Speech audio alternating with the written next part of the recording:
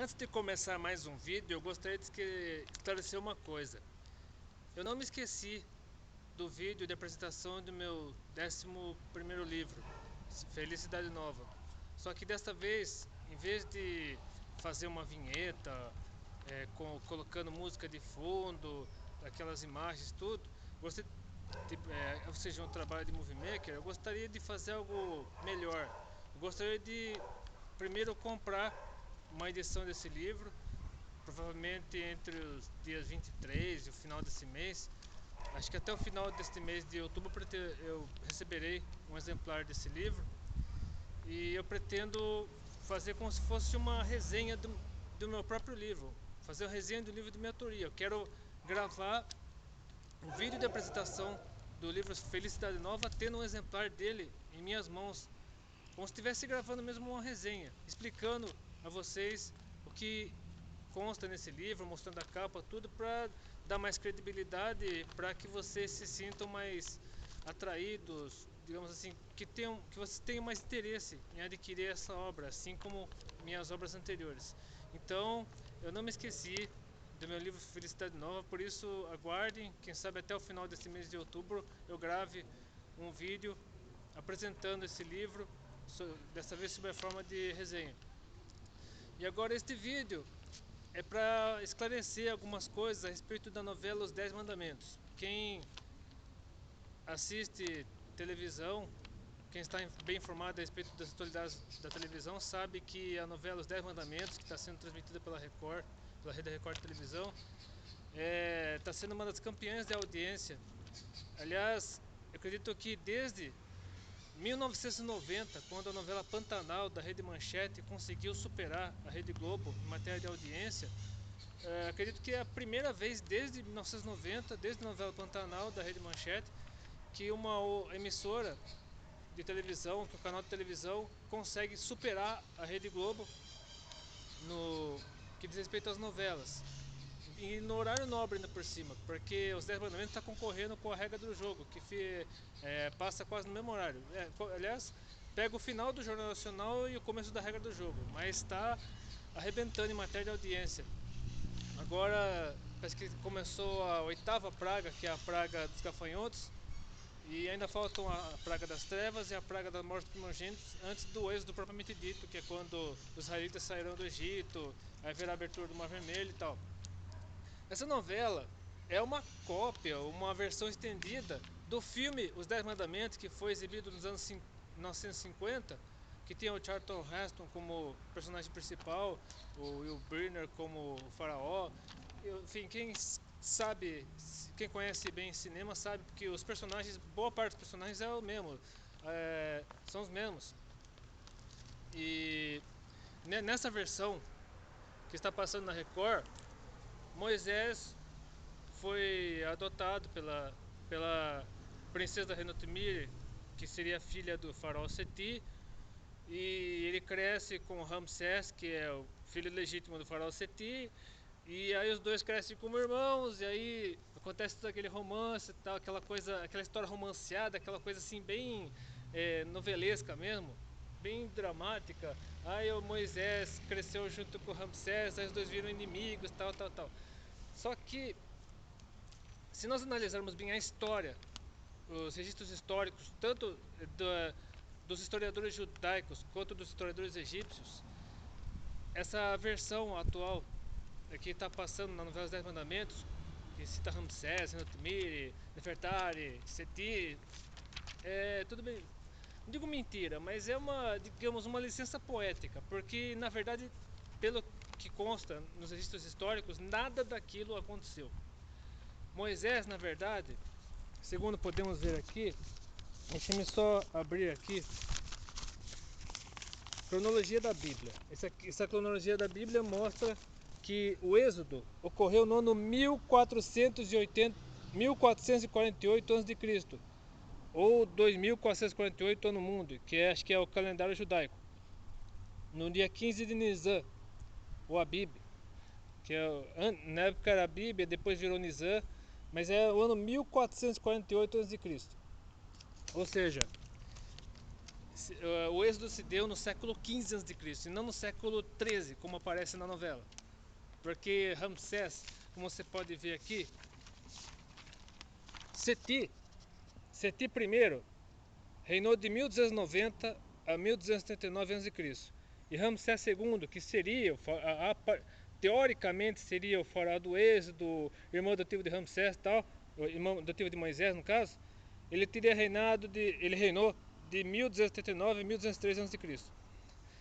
Então, assim, a versão romanceada, a versão, não digo oficial, mas a versão tradicional do êxodo indica Seti como o faraó da opressão, o faraó que mandou matar as criancinhas e o faraó que governou na época que Moisés nasceu.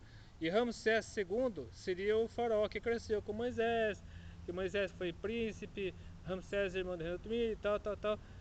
Mas não foi nada disso. Deixa eu mostrar para vocês o que realmente aconteceu de acontecimentos históricos. Se for verdade de que o êxodo aconteceu no ano 1448 a.C., ele aconteceu durante os governos de Tutmés III e Hatshepsut. Deixa eu explicar.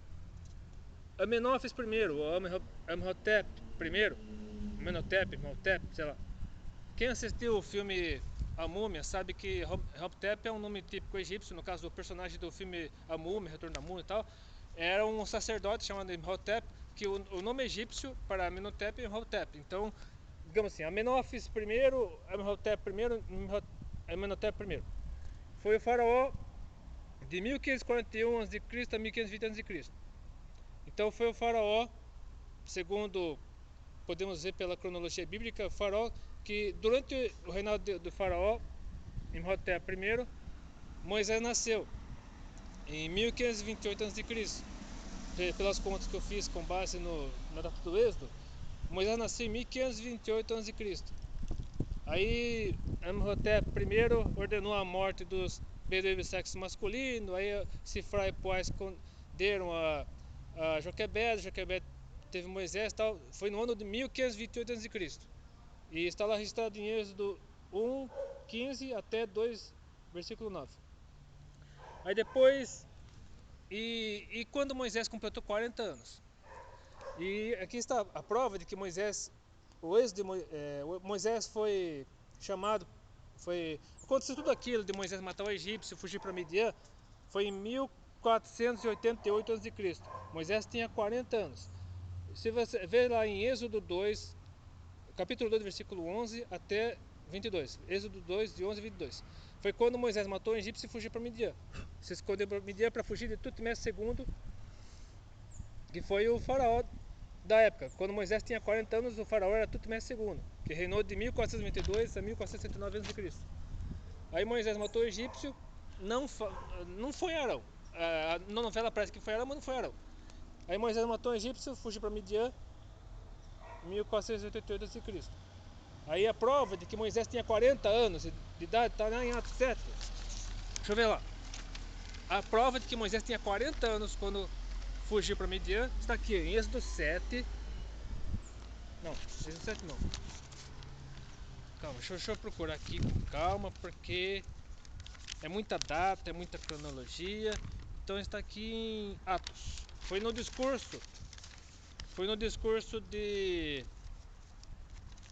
Estevão. Quando Estevão estava prestes a ser apedrejado, ele fez um discurso inspirado, ele estava cheio do Espírito Santo, estava sendo interrogado pelos líderes judaicos, e pouco antes de ser apedrejado, ele fez um discurso a respeito da ação de Deus junto aos patriarcas, profetas e tal. Aí ele citou em Atos 7, versículo 23, Atos 7, 23 aparece assim, Estevão falando: e quando completou a idade de 40 anos, veio-lhe ao coração em visitar seus irmãos, os filhos de Israel, ou seja, Moisés. Moisés completou 40 anos. Ou seja, Estevão estava cheio do Espírito Santo, e o Espírito Santo não erra, não tinha como errar. E claro que havia os históricos que indicavam que Moisés tinha 40 anos quando matou o egípcio e fugiu para Midian. E o chamamento de Moisés, quando aconteceu? Moisés foi chamado durante, que é assim, Hatshepsut foi a regente, foi a mãe de Tutmés III, que como o Tutmés III era muito jovem, deixa eu mostrar aqui. primeiro falar sobre Hatshepsut, que foi a governante, a regente do Egito na época, quando o êxodo efetivamente ocorreu. Aqui, Hatshepsut. Aqui está a estátua de Hatshepsut, que foi a faraoa, se é que existe esse nome, durante o êxodo. Aqui fala um pouco sobre o governo de Hatshepsut entre 1409 e 1458. Aqui, um registros históricos aqui. Os historiadores egípcios eles tentaram mascarar ao máximo que durante o reinado a regência de Hatshepsut, que na verdade o faraó era Tutmés III. Tutmés III, eu acredito inclusive que quando Moisés se apresentou diante de faraó, o faraó era Tutmés III, estava sentado no trono e ao lado dele em pé estava Hatshepsut, que era quem realmente mandava. Ou seja, teoricamente o faraó era Tutmés III, ficava sentado lá no trono, que recebeu Moisés e tal. Mas quem ficava sempre buzinando no ouvido de Tutmés III era Hatshepsut, que era a mãe dele. Então o que diz aqui na Wikipédia? A Tutmós II, cujo reinado deixou poucos vestígios, sucedeu seu jovem filho de uma secundária, Tutmós III, tendo Hatshepsut, viúva de Tutmós II, Tutmós tanto faz, tido a princípio o cargo de regente. Durante os primeiros 20 anos do reinado de Tutmós III, a atividade militar foi mínima e o Egito parece ter perdido bastante terreno na Ásia.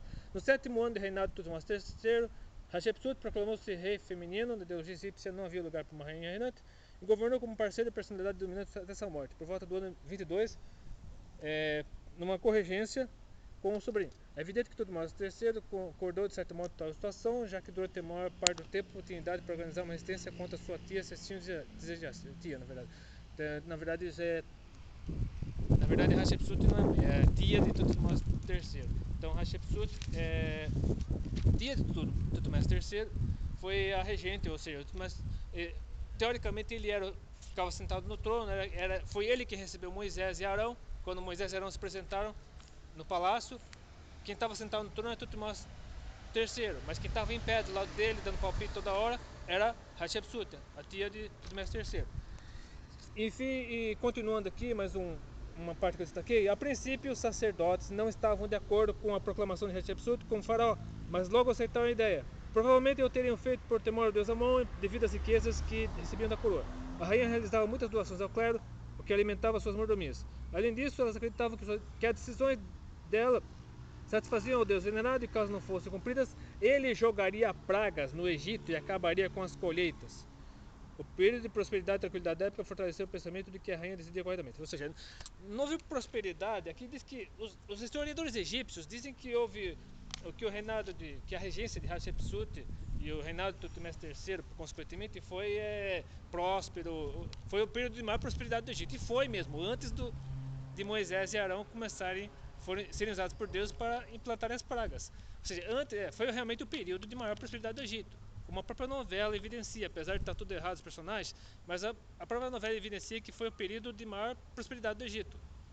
Embora os faraós, o faraó no caso da novela ser Ramsés II, que viria a governar quase 200 anos depois, mas o período no século XV, durante o reinado de Tutmés III e a regência de Hatshepsut, foi o período mais próspero do Egito, e essa prosperidade praticamente acabou, foi reduzida a zero.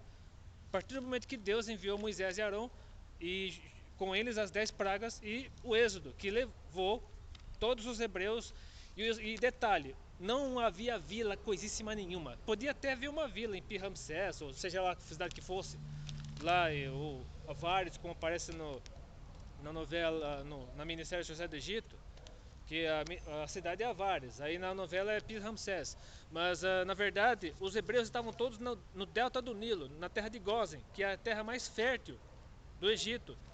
Os hebreus estavam todos concentrados lá, e não eram centenas de pessoas ou algumas dezenas de pessoas como aparece na novela, eram milhares, eu acredito até que quase 2 milhões de pessoas.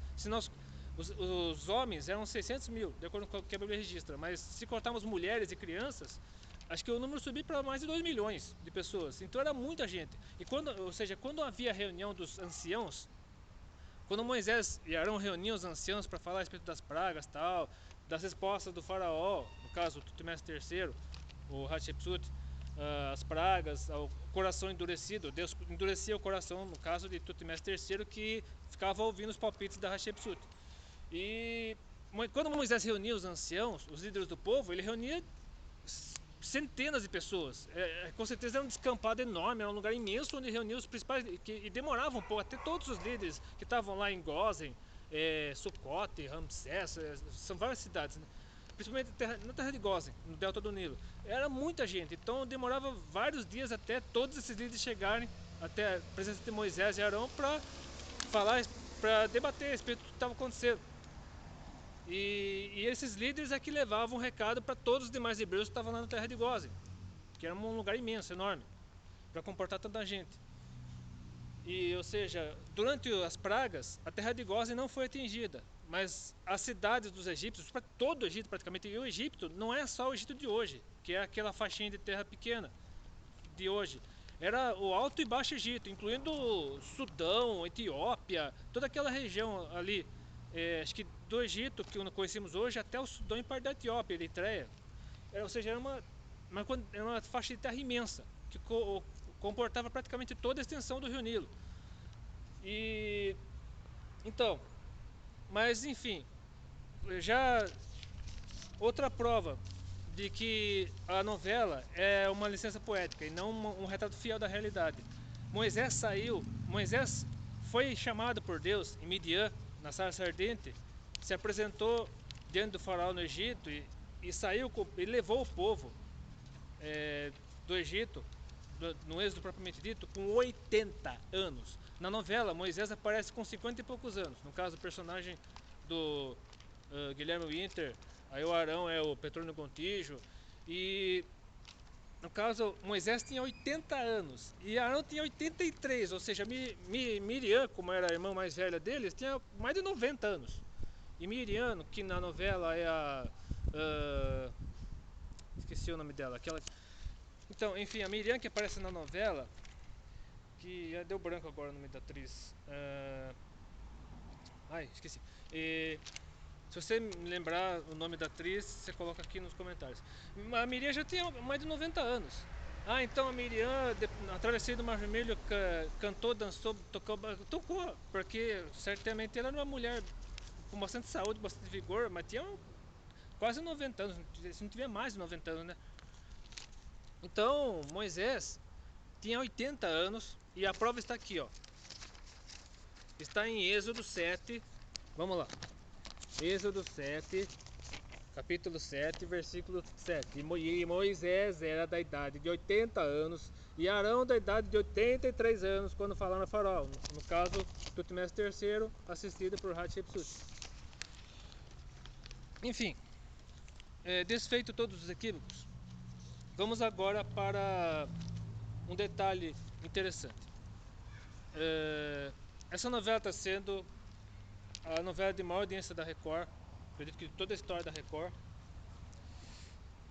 porque ela está sendo vista porque os evangélicos hoje no Brasil já são mais de 30% da população. E tem os católicos também que de uma certa forma veneram Moisés como um líder do povo de Deus.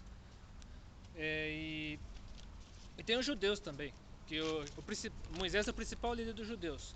Só que tem um detalhe, que espero que apareça na novela. Espero que no caso a Vivian de Oliveira, que é a responsável pela novela, que fez essa licença poética, extraiu porque os 10 Mandamentos não é uma história fielmente bíblica, não é 100% extraída da Bíblia, é uma história inspirada na Bíblia, por causa desses detalhes todos, essas mudanças todas com nossos personagens.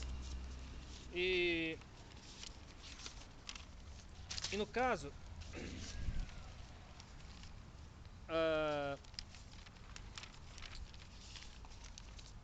o que nós podemos dizer da novela Os 10 Mandamentos, a mensagem que essa novela traz para nós hoje? Que Deus está fazendo diferença em muitas vidas, Deus está transformando muitas vidas por meio dessa novela. As pessoas estão, por meio dessa novela, muitos que não eram cristãos, que eram ateus, agnósticos, com certeza estão se entregando aos pés de Cristo, estão se rendendo ao Evangelho, estão fazendo parte do reino de Deus. Eu tenho certeza que Deus está usando essa novela como um instrumento nas mãos dele para transformar muitas vidas, para que muitas vidas tenham um encontro real com Deus. E E não é exagero afirmar que essa novela está sendo usada por Deus para pregar o evangelho, apesar de Moisés ser o principal líder dos judeus, no caso do judaísmo.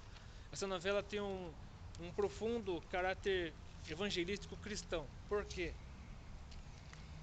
Porque o próprio Moisés, no seu discurso final, em Deuteronômio 18, Deuteronômio capítulo 18, versículo 15, o próprio Moisés diz: o Senhor teu Deus te levantará um profeta do meio de ti, de teus irmãos, como eu, a ele ouvireis. Ele está falando aqui de Jesus Cristo, do Filho de Deus, do Messias, que durante muitos séculos os judeus ficaram sem saber que seria o Messias. Eles confiaram que o Messias viria, muitos morreram sem ver o Messias, e aqueles que creram no Messias também fazem parte da igreja, mesmo antes mesmo da vinda de Jesus, eles fazem parte da igreja de hoje e reinarão com ele no céu quando ele estabelecer seu reino definitivamente. E o próprio Jesus deu testemunho disso lá em João 3, durante a sua conversa com Nicodemos. O próprio Jesus Cristo deu testemunho disso. E como Moisés levantou a serpente no deserto, assim importa que o Filho do Homem seja levantado, para que todo aquele que nele crê não pereça, mas tenha vida eterna. E aí em seguida tem aquele versículo que todo cristão sabe de cor, a respeito, que é o principal versículo da Bíblia. Todo cristão sabe de cor, João 3,16. E Jesus está se referindo ao episódio lá da serpente no deserto, em que o povo já está quase perto da Terra Prometida, acho que já se passaram quase todos os 40 anos do povo no deserto. Espero que esse trecho, que a Vivi do Oliveira, a Record, coloque esse trecho na novela, porque é um trecho muito forte, que fala que é uma das maiores provas de que o próprio Moisés profetizou a vinda de Cristo, por meio de um ato que salvou o povo rebelde. Apesar de toda a rebeldia do povo, o povo foi salvo, com isso que vocês acabaram de verão agora. Números capítulo 21, versículos 5 a 9. E o povo falou contra Deus e contra Moisés: por que nos fizeste subir do Egito para que morrêssemos desse deserto? Pois aqui nem pão nem água há, e nossa alma tem fastio desse pão tão vil. Ou seja, o povo era tão ingrato, mas tão ingrato, que ele recebia o maná, ele era saciado no deserto pelo maná que vinha diretamente de Deus, e o povo reclamava do maná. Aí então o Senhor mandou entre o povo serpentes ardentes que picaram o povo, e morreu muita gente em Israel. Por isso o povo veio a Moisés e disse: havemos pecado. Pelo menos eles confessaram, eles reconheceram. Porquanto temos falado contra o Senhor e contra ti. Ora ao Senhor que tire de nós essas serpentes. Então Moisés orou pelo povo. E disse o Senhor a Moisés: faze-te uma serpente ardente e põe-na sobre uma haste. E será que viverá que todo que, tendo sido picado, olhar para ela? E Moisés fez uma serpente de metal. Desculpe. Eu tô sem água. O ruim de não ter programa de edição de vídeos é que eu tenho que falar direto sem tomar água. Não dá para dar pausa. Mas continuando. No versículo 9. Moisés fez uma serpente de metal e pô-la sobre uma haste. E sucedia que, picando alguma serpente a alguém, quando esse olhava para a serpente de metal, vivia. Então, terminando, por mais que a novela Os 10 Mandamentos seja uma licença poética, seja uma adaptação da Bíblia, ou seja, por mais que o faraó, os personagens os personagens egípcios dessa novela sejam todos assim equivocados, eu queria que você não deixasse de assistir essa novela, que continuasse assistindo essa novela, só trocar os nomes, em vez de Ramsés Tutmés, e em vez de Nefertari, coloque lá a Hatshepsut, que é a tia do Tutmés III. Enfim, troque todos os personagens egípcios e procure fixar-se nos personagens hebreus. E no detalhe de que eles não estavam numa vila, que os hebreus estavam na terra de Gósen, que ficavam dentro do Nilo, enfim. Procure entender essa novela como uma mensagem de Deus para a sua vida, como uma mensagem de Deus para o povo de Deus nessa nação, no nosso país e fora dele também. E creia que Moisés foi enviado por Deus para libertar o povo e foi um tipo do Messias, foi um profeta, um dos vários profetas na Bíblia que anunciaram o Messias. E esse Messias já veio, é Jesus Cristo. Ele veio e voltará para buscar a sua igreja, a sua noiva, e reinar para sempre com ela na eternidade. E tenha em mente isso que está escrito aqui nessa camiseta: a cruz foi suficiente. Ou seja, a partir do momento do sacrifício de Cristo, a partir do momento que Jesus veio, e tal como a serpente de bronze que foi levantada no deserto, Jesus foi levantado na cruz e recebeu sobre si todos os nossos pecados e morreu. Ele morreu no nosso lugar.